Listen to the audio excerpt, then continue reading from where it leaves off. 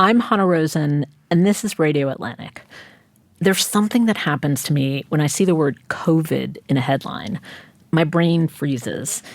It's like a tiny background panic that stops me from doing what I want to do, which is click on the headline, read the story by some smart science writer, find out what's going on with COVID so I can know how to live my life.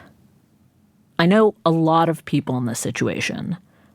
So today's conversation is our attempt to slow down and understand some things, like some basic things, like this new COVID variant that experts seem concerned about, this updated vaccine that's about to come out, and the old question of when and where should we mask. But also, I want to get a broader perspective, because humans and viruses have lived together for hundreds and thousands of years, and we've only had COVID for a few. So I'm talking to two Atlantic science writers, Katie Wu and Sarah Zhang. Hi, Katie. Hi, good to be here. Hey, Sarah. Hey, hello. Hi. So just this morning, I was on a walk with a friend. I was telling her that we were going to tape this episode about COVID, and she says, "Oh, my daughter has COVID." And I bring that up just because anecdotally, it seems like all of a sudden everyone once again knows someone who has COVID or who's tested positive in the last few weeks. So, Katie, are we in one of those mini waves that we seem to have every summer? It's a great question. And honestly, I could give you an answer, but it's likely to differ from the next person's answer and the next person's answer, because there is still no universal definition for what a wave is. Cases are definitely increasing, but they're not super, super high. So what do we call this? I think the trend is there, but whether or not to call it a wave is an existential question. Suffice it to say, there's more COVID now than there was a few weeks ago. That's maybe we need more metaphors, like it's a wavelet, or because a wave, I imagine, is not an official scientific term. Well, maybe this isn't the right word, but why do we seem to get these summer spikes? This is a really complicated question because it's really about, is COVID seasonal? We're used to thinking about a bunch of other respiratory viruses, including classically the flu, as being, cold weather diseases. Like, fall is when you get your flu shot in advance of winter, which is respiratory virus season. And we have seen for the past, 3.5 years that COVID has kind of, gone bananas over winter, but it has had these summer bumps too, even sometimes risen in the spring or the fall. It just doesn't stick to a single season. And there's just not enough information at this point for experts to definitively say, okay, that probably means it's not seasonal. This is going to be a year-round thing, and that's going to just kind of suck in perpetuity. Or, this disease is still quite new. It's been around for less than 4 years, and maybe eventually it will be more predictable. I think a lot of experts kind of lean toward the latter, that this probably will be a cold weather disease, but there's really not a guarantee of that. We don't even fully understand why diseases that are known to be predictably seasonal, why they are predictably seasonal, which is kind of a mind-boggling thing. So the fact that cases are rising now could be anything from, a lot of people are congregating indoors, but that's not a full explanation because we're indoors a lot of the year in different parts of the country. It could be that, it's been a while since a lot of us have been infected, and so immunity is collectively kind of at a low point. It could be that our circadian rhythms are a little bit different in the summer versus winter, and that affects how our immunity works. It could just be we just happen to get a new batch of variants. It could be all of the above. It could be none of the above. It's messy. Now, Sarah, the last time there was a major new variant was almost 2 years ago. That was Omicron. Now there's another variant that has Omicron-like superpowers. What is this new variant, and how bad could it get? Yeah, so this new variant is called BA.2.86, which is a name that rolls right off the tongue. The reason scientists sort of got really interested in this a couple weeks ago is that, as you were saying, it was kind of like a big evolutionary jump like Omicron was 2 years ago. It had something like more than 30 mutations in its spike protein, which is really like a huge, and before Omicron, totally unprecedented thing to see. So scientists were like, hey, this really looks really different. Based on what we know, it's probably going to be pretty good at evading our existing immunity. And why is it important to know how many mutations a virus has? Why is that a measure of anything. Yeah, the more mutations it is, like just the more different the virus looks, right? So the more different it is, the harder it is for our immune system to recognize it. It's like if a virus went away and like put on a whole new outfit, and then you're like, hey, is that like something I've seen before, or is that something totally new? So it's just like a little bit harder for our immune system to recognize and to kind of get a jump on to start defending against. Got it. Okay. So the idea is our immune system is single minded. I recognize you, I can fight against you. But if it's slightly different, it literally doesn't recognize it. Yes. Okay. So we were saying this one has a lot of mutations, but not quite enough to deserve its own Greek letter. Well, the actual question right now is it has a lot of mutations. It can probably hide from our immune system in some way. But the question now is like, well, it's really changed itself, but does that mean it's also just like a less good of a virus? They kind of have this trade off. Like, the more they change the spike protein, the harder it is for our immune system to recognize it.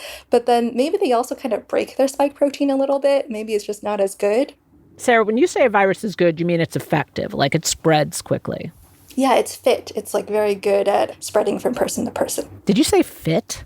Yeah, so It's like the way the British say fit, like a virus can be fit. I don't know if this virus is that attractive or sexy. I think if it's actually bad for us, if it's very fit.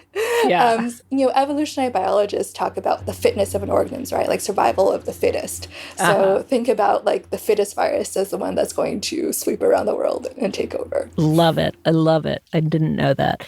So looking into fall, we've got this possibly bad BA.2.86. What's the worst case scenario? And then everything down from there. Yeah, I mean, the worst case scenario is that, hey, we're saying like this looks a lot like a Omicron level jump. Could this be another Omicron? This particular variant doesn't seem to be like growing as explosively as Omicron was back in 2021. So I think that the worst case scenario is starting to look less and less likely, which is good for us humans. The next scenario, which is probably more likely at this point, is maybe this new variant does have some sort of advantage over the other variants that are currently circulating, but it's not that big. So it ends up kind of behaving like a lot of the other variants we've seen over the past 2 years. The third possibility is that, well, we do see really mutated viruses prop up from time to time, often in people who have chronic infections who are immunocompromised. In most cases, they don't really spread anywhere further than that person.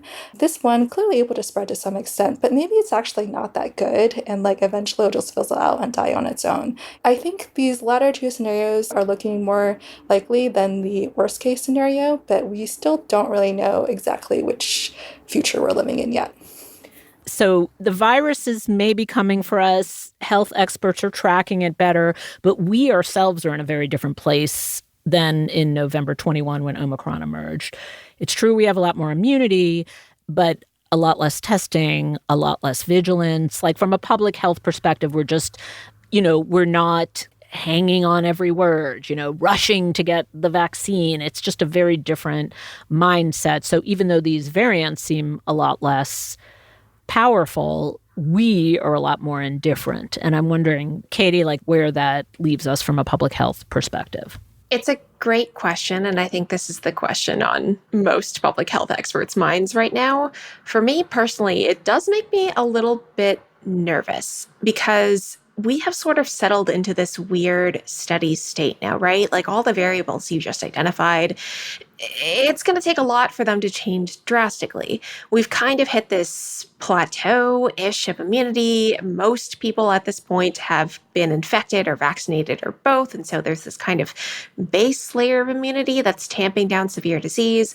But yeah, exactly. At the same time, people are behaving for the most part as if it were 2019, and it's going to take a lot for that to change. There's a lot of kind of behavioral inertia right now. And so with these forces kind of acting against each other, what the rest of this year looks like could be kind of a preview for how COVID continues to affect our society in the years coming forward. Small things may continue to change and things may continue to settle, especially that seasonality component we were talking about before.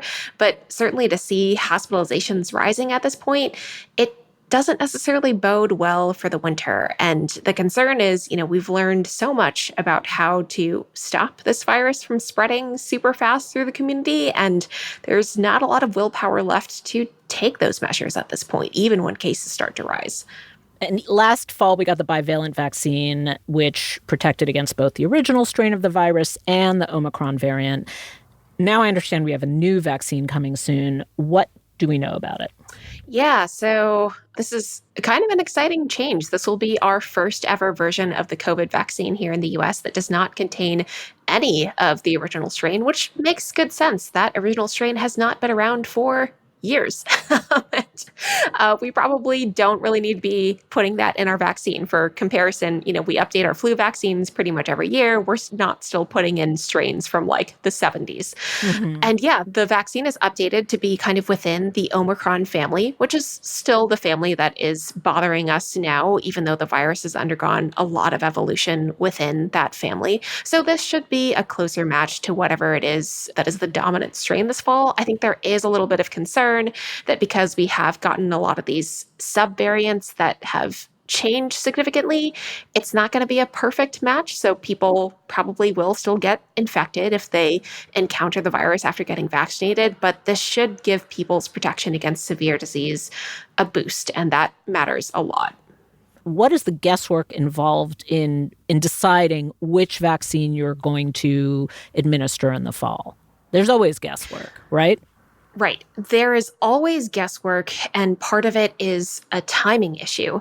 So, when we select strains to include in fall flu vaccines and now, fall COVID vaccines, which seems like it'll be a norm going forward, those decisions are being made in February or maybe at the latest June, depending on which vaccine you're talking about.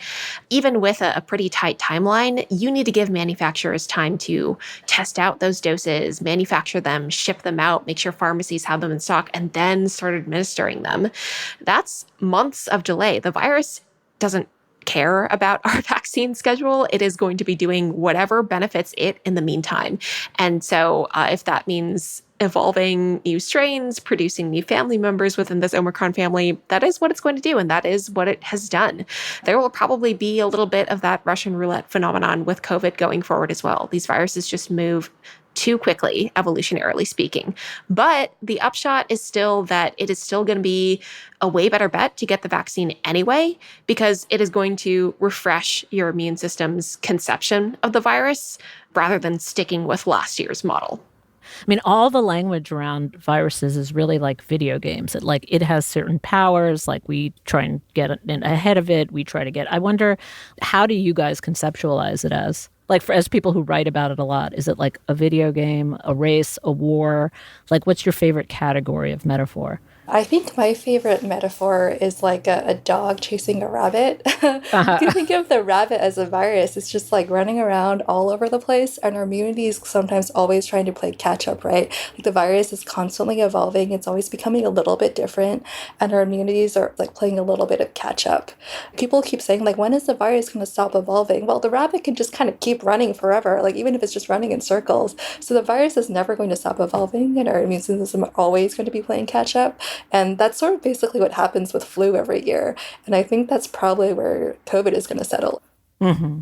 Katie, do you have one? I love the metaphor. So if you do have one, please share. I love Sarah's dog and rabbit metaphor, but I also really like a textbook student metaphor. So you can picture your immune system as a student learning, from a syllabus. We know that, as scientific knowledge evolves or whatever knowledge evolves, textbooks do have to get updated. Sort of refreshing your immune system with a booster is kind of like updating a textbook and handing it to a student in advance of an exam. It is updating them with the most recent knowledge. We know that knowledge changes. We know that we have to refresh our memories. And the longer we go without reviewing material, the more easily it's going to fade from our brains, the longer it's going to take to remind ourselves of it if someone hands us a pop quiz. So I like to think of, annual vaccinations like flu and probably COVID as doing practice tests, reading most up-to-date versions of textbooks in advance of big exams, which is respiratory virus season. Oh my God, spoken like a true public health expert. I also have to say now I feel like the kind of loser in the class because mine was a video game metaphor and yours was like a textbook and sort of like a beautiful animal dance. All right, we're going to take a short break. We'll be back in a moment.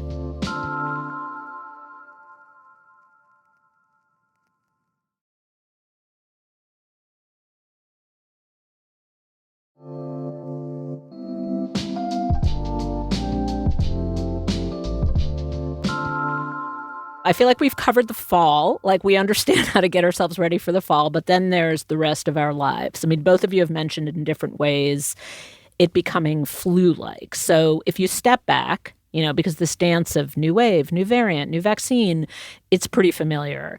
Are we right to think it is becoming flu-like, and how should we think about that? Yeah, so the short answer is yes, it is becoming more flu-like, and the reason I say but is because there are actually still a lot more people dying of COVID than they are dying of flu every single year. And why that is, or sort of maybe a couple ways of thinking about it. The first is that if you look at just the fatality ratio, how many people are getting COVID, how many people are dying of it, it's about the same as flu. On an individual basis, if you get it, your chance of dying of it is probably similar to flu. But the difference is that it's just still a lot more infectious than flu is. It's infecting a lot more people. So even though like your percent is the same, you just have like a much larger denominator. So more people are still dying of COVID. I think there's the question then of like, in the long term, will this change? When we're very young, our immune systems are encountering new viruses all the time, right? And they're generally pretty good at dealing with a new virus that's never seen before because when you're a baby, you're born with a blank slate and you have to learn how to deal with every single virus out there. But as we get older, our immune systems just become less agile. They're less good at learning about a new virus. And that's the reason COVID is so deadly and why it's so deadly still, particularly to people who are older. So even though everyone who is older most likely has been infected or vaccinated at this point, they were not infected or vaccinated for the first time when they were very young. Basically, we don't really know what the equilibrium with this virus is until everyone who's alive had encountered this virus for the first time when they were very young. So maybe that will get better. But it does seem like the older you are when you encounter this virus the first time, the sort of less good generally your immunity will ever be. Of course, since this virus just emerged a few years ago, we still have a large percentage of the world population who fall under that. In 50 and 100 years, that'll be really different. And that may mean this virus just becomes a lot more routine than it is right now. Interesting. I feel, Katie, like that just puts us back in the same logic, which is protect granny. Like the reason you should wear a mask and not go outside and not walk around the pharmacy without your mask on is because you could infect someone older whose immune system is much less strong than you are. And then we're right back to 2 years ago. Right. Protect the elderly, protect the immunocompromised, I think will continue to be a very resounding goal for COVID mitigation going forward. I think one more thing I would add on about the flu-ness or lack thereof of COVID is long COVID remains this really big question mark. As we sort of progress through the generations and as the virus starts infecting people for the first time younger and younger, maybe long COVID incidents will drop, or as more people get vaccinated, long COVID will become less of a thing, but that's not necessarily a guarantee. We know that the long-term consequences of COVID are still much more common and much more severe and debilitating than anything we have seen with flu in recent memory. So I think we do need to figure out how we're going to address that going forward and figure out this seasonality question as well. Yeah, the 100-year arc you mentioned is really interesting and helpful because one of the tensions of the moment is, we want to be done. We're emerging from a long pandemic. It feels more stable, but it's so early in the life of this virus that, anybody intelligent you have a conversation with will say we just don't know enough. Yeah, I know, 3.5 years feels like so long, but on a scientific timescale, on a timescale of evolution, it's really just the blink of an eye.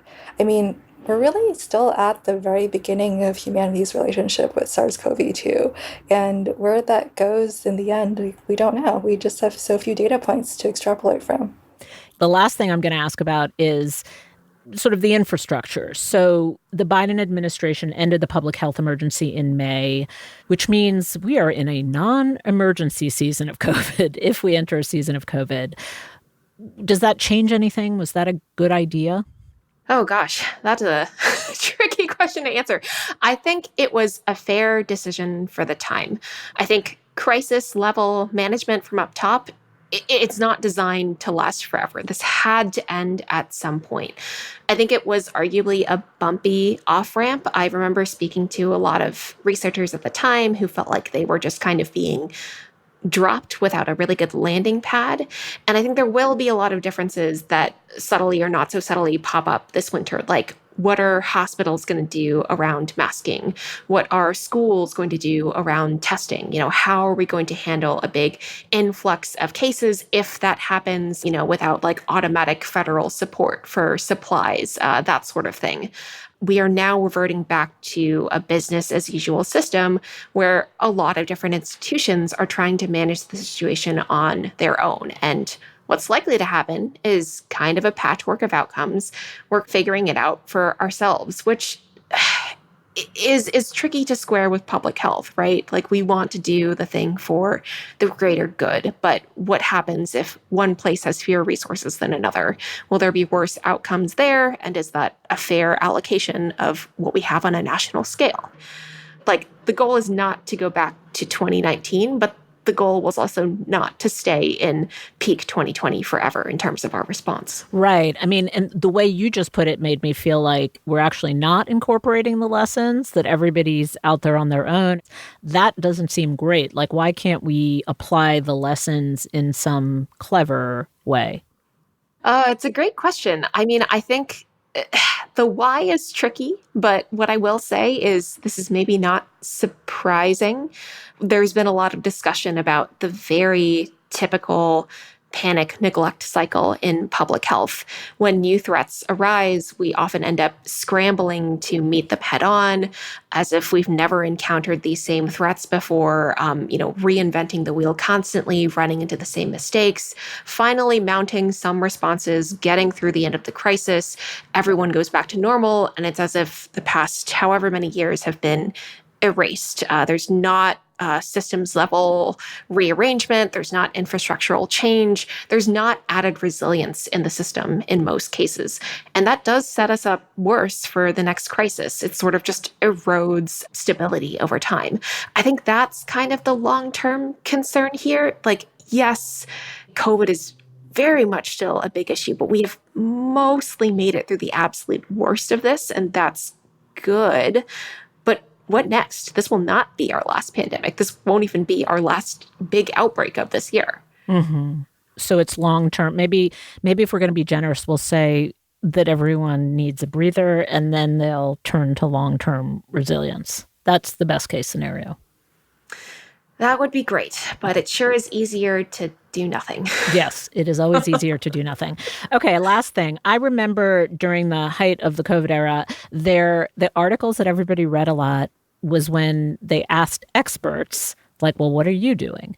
So I'm going to ask you guys, like, what are you doing? Would you go to a big wedding? Would you go to a big party unmasked? Like, how are you going about your life? And is it any different than you were, 6 months ago? So I am currently kind of in my middle ground state. I am seeing friends. I'm actually going to be traveling this weekend, but when I get on a plane, when I get into the Uber that I'm taking to the airport, I will be wearing a mask. I'm going to an event with a lot of people, but it's going to be outdoors, so I won't be masking there. And apart from that, I'm trying to sort of take each event as its own isolated case. Am I seeing someone who is older and a little immunocompromised, like my mom? I'm going to act very differently around her than like a young, healthy friend who has, just gotten a flu vaccine, for instance. And so I think that's the kind of thing that I've gotten more or less used to doing.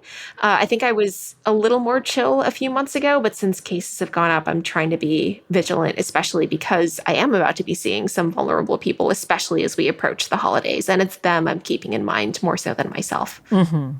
Sarah? I have a somewhat specific virus situation, which is that I have a daughter in daycare who is getting me sick approximately every other week. I have been sick, I think, 6 times in the past 3 months. Oh, God. So I think from my perspective, I don't think I'm going to treat COVID much more differently than all of these other viruses she's bringing home. Because even if I sealed myself in a hermetic bubble, went about my life, and then picked up my daughter from daycare, I am still going to get sick. But that said, like, if I am sick, I'm not going to come into the office. If I have to go somewhere, like a pharmacy, I'm going to wear a mask. I might start masking on the subway just because it's such like a dense, frankly, often smelly place anyways. Like, I don't feel like wearing a mask on the subway is like a big ask. And if I'm going to visit anyone, I always disclose that I'm sick and say, would you like me to stay home? If I'm visiting my parents especially, I will try not to be sick around them. But I think for me, there is just so many viruses that I'm going to be sick with, and this is just my personal situation, that I'm just going to be vigilant about like every single one. Right. So to each his own, basically. Like, make good decisions, but you can make them particular to your situation. Well, Katie, Sarah, thank you guys so much for joining me and guiding us through this moment. Thank you for having us. Yeah, thank you for having us. This episode of Radio Atlantic was produced by Kevin Townsend. It was engineered by Rob Smirsiak and fact-checked by Stephanie Hayes. The executive producer of Atlantic Audio is Claudina Bade, and our managing editor is Andrea Valdez. I'm Hannah Rosen. We'll be back with a new episode every Thursday.